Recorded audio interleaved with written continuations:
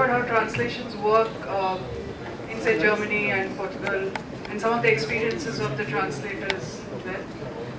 Prashasti will lead this discussion. I invite you all to come on stage.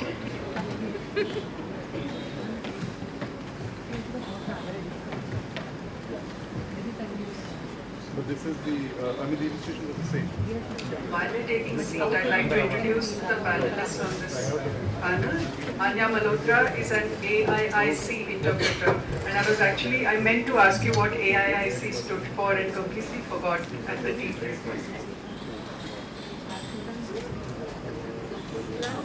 It's the International Association of Conference Interpreters. So Anya is an AIIC interpreter and has been working as a freelance translator for close to 25 years. She studied English literature and went on to do an MA in German translation and interpretation. And studying in India and in Germany. As a translator, her work spans a wide range from literature and technical text to environmental and economic research. We also have with us Mr. Delfim Correia de Silva. He's the director of the CLP Camões in Goa and a visiting lecturer at the Department of Portuguese and Lusophone Studies, Goa University. As a scholar and PhD student of University of Porto, Portugal, he has been researching the Goan literature in Portuguese and its inclusion in the syllabus of Portuguese studies in India. He's been organizing the International Symposium Goa Cultures, Languages and Literature since 2016. He speaks Portuguese, French, Spanish and English. And leading them in the discussion will be Prashasti Rastogi. She's the director at German Book Office of the Frankfurter Buchmesse. She has been working with authors, publishers, booksellers to help them expand into international markets such as Germany and other countries. She herself is an avid reader and a solo traveler. And she will begin by making a presentation of the translation funding. We'll start with it. Yeah. Of the funding opportunities that exist for publishers, not just in Germany. She has taken the trouble to actually compile a presentation of all EU member states. So we'll begin with that and then they'll have an interactive discussion. Over to you. Thank you, Vinuta. I've already turned on my timer and I see that we have 27 minutes and 57 seconds. So I would ask we and I've just taken a cetirizine because I was woke up with a cactus throat. So if I snooze off, you can continue the discussions with the panelists here. Yeah, if I can just quickly have it on the screen. So the previous session was very informative for us and a natural segue into the topic that we want to talk about, because the 2 points that stood out very categorically in that discussion were viability of translations and the ecosystem that exists to support. Fortunately, because we are going to talk about the European side, we are very well covered in the terms of ecosystem that's available. So what I've done is I've made a compilation for the 18 member states of the European Union who support translations out of the European languages. And the European market as it exists in today's state can be very well compared to India, because although there's a volume of reading that happens in native languages, and always will continue, but their English is considered aspirational right now, because the younger generation that is coming in, they're all trying to read in English because English competence has become a necessary part of their daily lives. And therefore, it can be juxtaposed against what we have in India in terms of the volume of English publishing and the Indian language publishing that we're talking about. There are several programs that exist funded by the European Union which supports translating into English. So for example, in Germany, we have a program that you can see, Books First. So Books First has been launched last year. It primarily is to promote translations from German into English. And it's a separate funding program only for people to apply for English language publishing. Then there are other programs that are available for various other languages. So the ecosystem in terms of what is supported by the European Union for translation is very strong and powerful. And within the Interlanguages, Creative Europe has a program for literary translations. That means a member state like Portugal can go and apply for that program saying, I want to translate into German, into French, into Spanish, into Italian simultaneously. So there's a funding program across the languages also possible, which I think is a challenge that exists for us in India as far as Indian languages are concerned. I think this presentation can be mailed to everybody because it's more useful to receive it in your inboxes and browse through. There are about 5-6 slides which compile the entire ecosystem of translation funding that's available. And also there are a couple of programs supported by the Frankfurt Book Fair, which is specially for South Asian, African and Latin American countries for translation into German from any language from this region. So it's supported by our CSR body, which is LitProm. So all the publishers here are welcome to make use of that program to translate into German. So that's the other side of exchange. But from Delfim, I would like to, ask you to talk about how you experience from the perspective of Portuguese translations and what do you see with your experience in India? Where are the areas that one can kind of come together?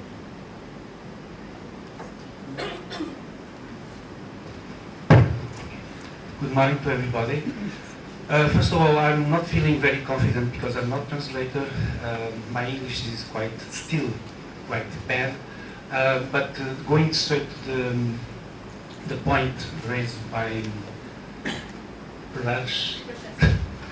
Prashasti. Well, my experience here in Goa and in India, because my first experience was in Delhi, in JNU, teaching Portuguese at the Jawaharlal University. And regarding Portugal and basically Camões, there's a program, every year there's a program for translations. The main Indian languages translate to Portuguese or vice versa, from Portuguese to Indian languages, are translations to Hindi, Konkani, Malayalam, and Bengali. It's a process. Is not related to the European Union process projects. As far as I know, in Europe, they consider as a main language for translation English, German, French, and Spanish, and they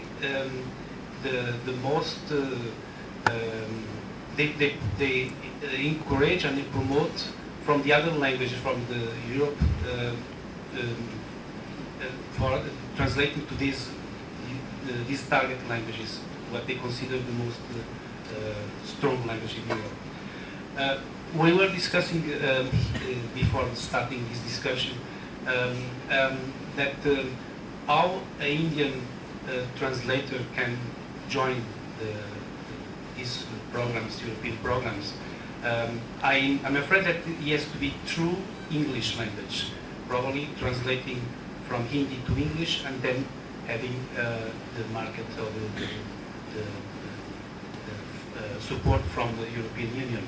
Regarding Camões, my experience is not so significant in terms of editions. We work here, namely I met Frederic Noronha, Astrid, also she's there. We work with the translators and writers, and we submit the proposals to Camões every year. And this is how we have been working with Camões and the Indian writers and translators.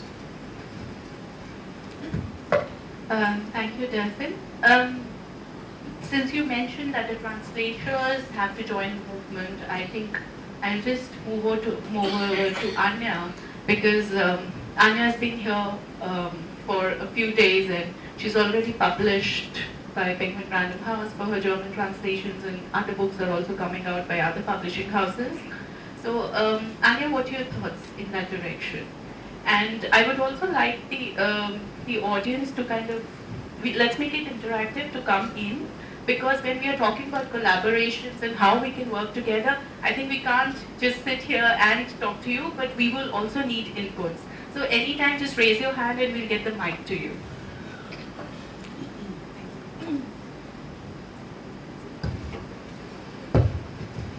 Thank you. This is actually my first Publishing Next conference, and I'd like to thank the PubNext team very much. It's been a very interesting couple of days here. I think I've learned quite a lot, and it's been quite a fruitful experience, and especially the last session, which was about translation, and that was, I think, mainly Indian languages. And this, I think, is quite complementary, because you're looking at translations not only between languages, but also, I think the reason we translate, or the reason translations are done, there was one of the questions actually which was asked in the last session as well, and it's been there in the last few days as well. Why do we translate, and why are there translations? And I think the same reasons would apply for translations between Indian languages, but also getting in literature from outside. I mean, that's the whole point of translation, is that languages tend to enrich each other, you know, by the translation of traditions, by the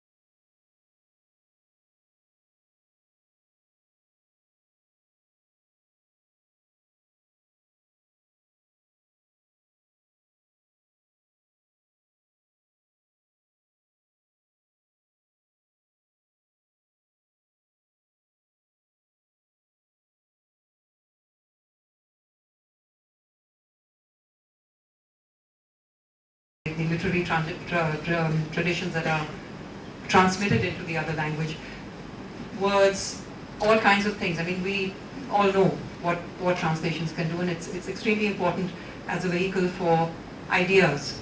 So the thing is that, Prashasti, you were asking me, how do we look at that, I mean, in terms of the European market here, and in terms of translators, what role translators actually play? I think there has to be a close collaboration. I mean, we need to maybe move away from what I have experienced in the 25 odd years that I've been translating for various publishers. It's not just been here, it's been at work with people outside India as well. The translator tends to be at the end of the line. And I would say, I would actually maybe throw this question into the room and say, why don't publishers and translators work together? This needs to be a collaborative effort. Yesterday, we had Vishwanath also talking and Yogesh also speaking about the fact that you have to have a translator who's matched to the book that they are translating. You need to have a translator who has a certain passion also for doing that. It's not just, especially for literature and even other academic works, it may not just be a purely commercial activity. You have to, when you're doing a translation that is coming out in print, there has to be some heart and soul of the translator that is in that translation. And in the last panel, we had saying that, need more quality in translation. But I would actually say the onus for that is a lot with the publishers as well. Because if you just go to any person who speaks the language and say, okay, here's the book, just translate this, that is the end of the line kind of scenario that I've been experiencing till now. Whereas if you have a publisher who says, okay, here we have a book, there's a reason we want to translate this, or a translator approaches you and says, here's a translation, here's a book that I think should be translated, then there is a kind of an organic process. You can go and collaborate in it together, and I think the end product that would come out of that would be something that might actually also be viable. We were talking about the viability of translations and various models, because obviously you can't have people attracted to the field of translation if they can't actually survive on what they make. So you need to have people who have the linguistic abilities, the intellectual capability, and who would be stimulated to actually take up translation, being able to enter this field and being supported by publishers in a way that they feel respected. I think that's another very crucial aspect that translators need to feel part of the process and to feel respected. I think what you're trying to highlight here is also additionally using translators as ambassadors, because here you have a person who's kind of bilingual in the languages from source and target back into source. So it can also, in the absence of a system where we are able to discover each other's languages unless there is a via or there's a personal relationship, translators can also work as agents in that category where, I remember you talking about on your visit to Frankfurt Book Fair, you would like to also engage with the German publishers about Indian languages so that they should also look at what is available from India. So in that direction also, translators can come in and help and work together with publishers to look at what are the possibilities in India and abroad, or probably also within India, on working together. So it's more of a curatorial exchange than just, as you said, here's the book, please give us the end product.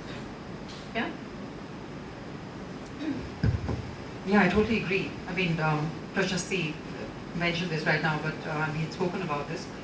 I do feel that and there will be, I suppose, I don't know how many of you will be represented at Frankfurt. Is there anyone who will be there? Yeah, so would you be looking at just buying rights or also selling them? We always try to do both, Yeah. but selling is Yeah.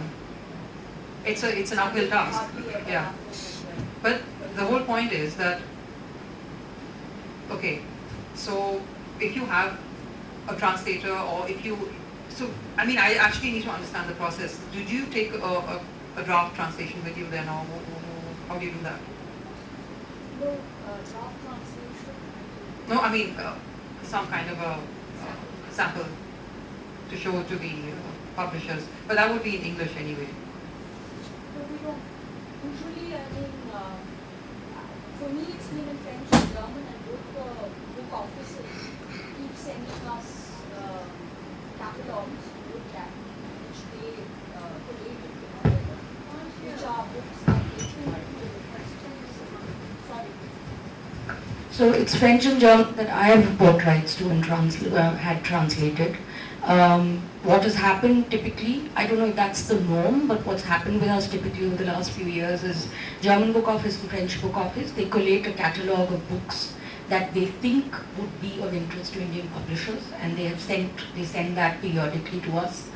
Every time we picked up a book which we thought would work, and we got in touch with the publisher, and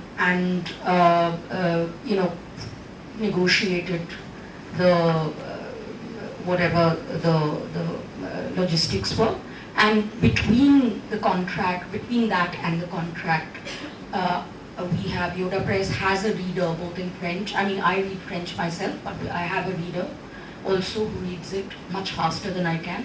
And German, I have a translator who also reads what I ask her to read. And she gives me a brief. We discuss it and decide whether we want to do it, does it fit in our list.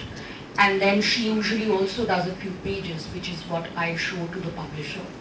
And in Frankfurt, we usually just sign. And now even that is happening over email. So, and then the word kind of travels, because what has happened over the years, I find, is that because we've done many French and German translations, the book office both the book offices know us, and then if there is an author in town or a publisher in town, they make sure we meet.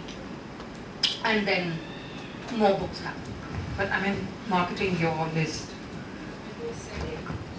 Marketing our list is a giant black hole, because what happens is mostly you're meeting agents, or you're meeting the rights person, and what they do is they take the book and they say, or the PDF, they say we'll forward it to the editor, and we usually, I mean, I have senior colleagues here who have sold more rights. We've only had 1 or 2 successes. It's not been good for us, because now earlier I think there was still scope to sell rights, but now it's getting harder and harder. I think I would like to come in here because what happens is there is, as Arpita said, is a black hole, and the challenge is the Indian representation at these international forums is very staggered and individual. So I'm happy to say there are about 92 publishers from India who are present in the Frankfurt Book Fair.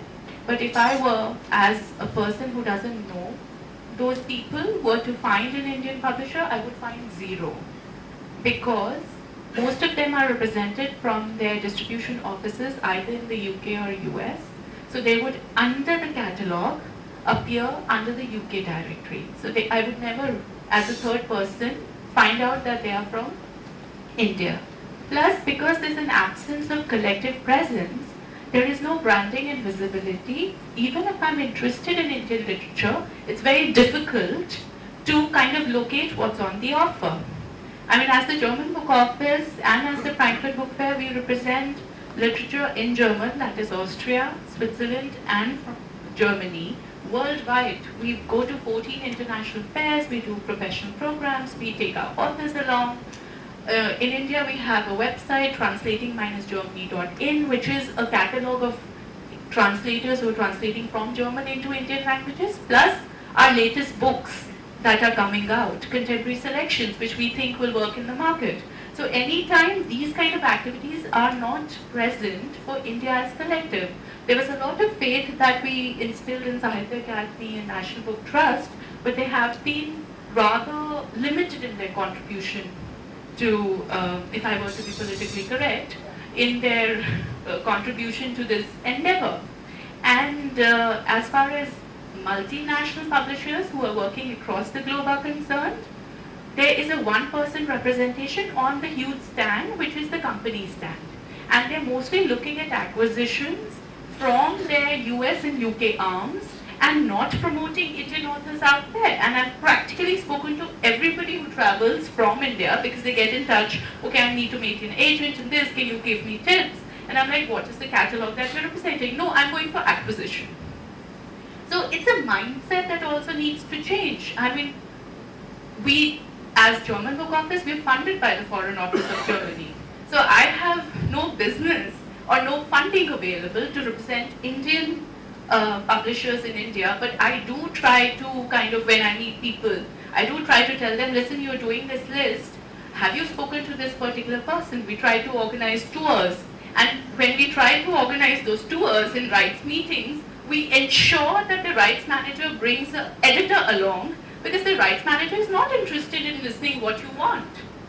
I mean, the rights manager will just push 5 books onto you and say, this is my contemporary catalog, please have a look. But when the editor comes, they talk to you. And these relationships, if they were more collective,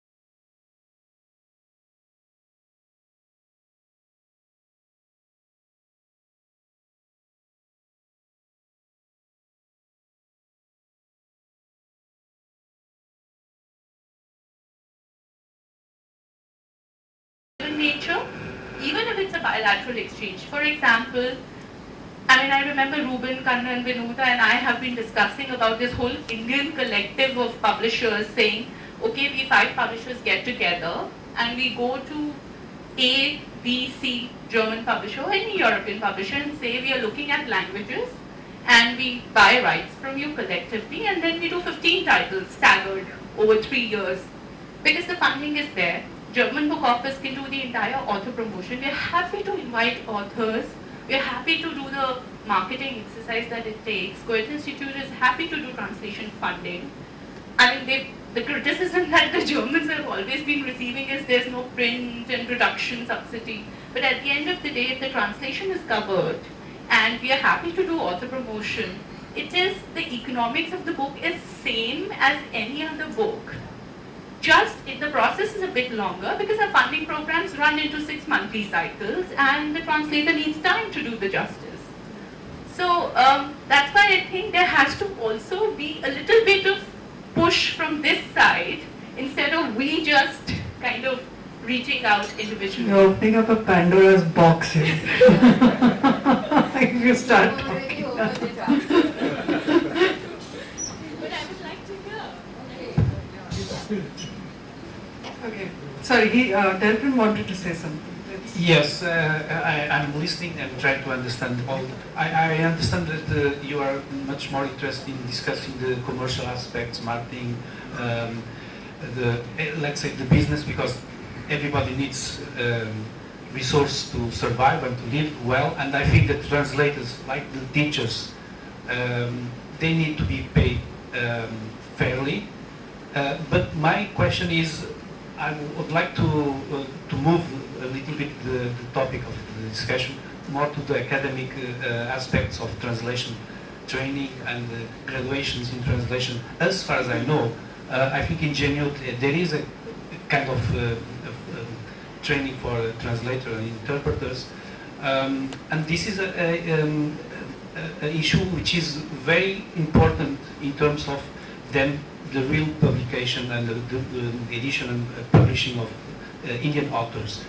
My experience says that actually the program of Camões, funding program of Camões, unlike European funding programs, works more in this from European languages, from the Indian languages to European languages.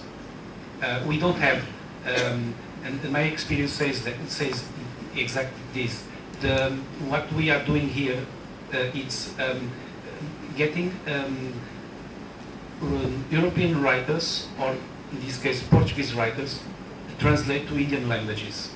And I think that the opposite doesn't happen also because there's a problem in terms of training. And the translators, they need to not only to develop language skills, but also to understand that translation requires other capabilities in terms of culture, and that's the problem. That from universities. Another question, it's how many universities has a press, university press in India? So I think this is what we have to start to think and to try to change, probably to have more interaction, more collaboration between Indian authors and Indian translators and Europe. I mean, it's the same. That's why Rigo runs its translation training program. But Ritu had a yeah, and then Rigo.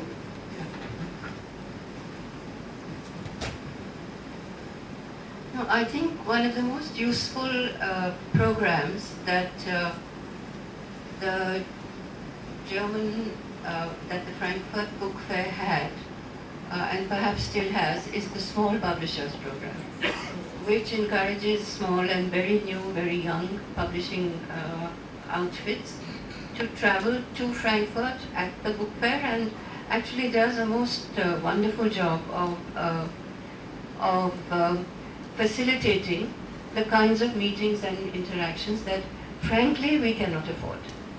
There is no way that you will have a collective Indian participation in Frankfurt. It's much too expensive. For the returns, I mean, I have been going to Frankfurt, now I don't. For the simple reason that Europe is focused on the US and the UK. All the European publishers are buying English language into translating into their respective languages. They are not interested in Indian rights. So you can, of course, offer a translation subsidy to us, but I have to find a German or an Austrian or a French publisher who will agree to publish. It's not enough just to have a translated text. We have gone that route, and much before German Book Office, Peter Rifkin was doing this, if you remember, raising the funds individually, independently, specifically for South Asia. No publisher. No publisher is willing to take it on, even when the translation has been made. So Frankfurt has changed. It's not just that making funds available facilitates, it does up to a certain point. You offer funds translating from German into, let's say, even English, which is the language most of us publish in. Yes, the translation is paid for, but I still have to sell it. I still have to put in money into producing it. So it's not that I wouldn't have done it on my own. If I had to put out for translation as well, of course I wouldn't do it. I can't afford it. So you facilitate that, but I still have to publish, produce, and sell. The better known European authors are picked up by the large houses out. What we get and what we are offered is the mid-list, is the second rung of writer. which no bookseller wants to touch. But exactly that's my appeal right now, is that the fascination for at least Germany I can speak of to sell into English is going even more higher, and that's why you see these programs that are only for English language. But what I have observed in these past 3 years, and this is a very recent trend, that has changed. They're very happy to go with Indian publishers also. Okay, so time is up. They're happy to go with Indian publishers also, and then also go into the level of looking at probably SARC rights first, or global rights. You got world rights. So Indian publishers are being looked at in a very different way than it was earlier in terms of English language. And this is the recent experience. I can only speak for 3 years. Before that, even I was finding a challenge to get somebody from a Ulstein Verlag or an Aufbau or a Seha Beck, which is still very insular. Although in areas of social sciences and humanities, we have a separate funding program, which actually gives you marketing fee also for copies distribution to institutions. But it was very insular to go that route. But now it's changing. So what I'm just kind of appealing here is, let's have a conversation, let's work together and looking at an exchange. I'm not trying to push on European languages onto Indian publishing, although that's what I get paid for. But at the end of the day, there has to be a bilateral exchange, and that can only be developed when we're looking at each other much more closely. And Indian languages, with due respect, do not cut that cake yet. We need to go via English, because their fascination for English and our competence in English is the synergy that we can start with. We'll have to close the session, Prashasti. Is that okay? Because the next session has to begin. Yes. And we also, because then by 2 o'clock certain people have to leave, so we're really kind of a little bit tight on time. Thank you so much for this very short but informative discussion, and thank you Anya and Delfim for being here. It's really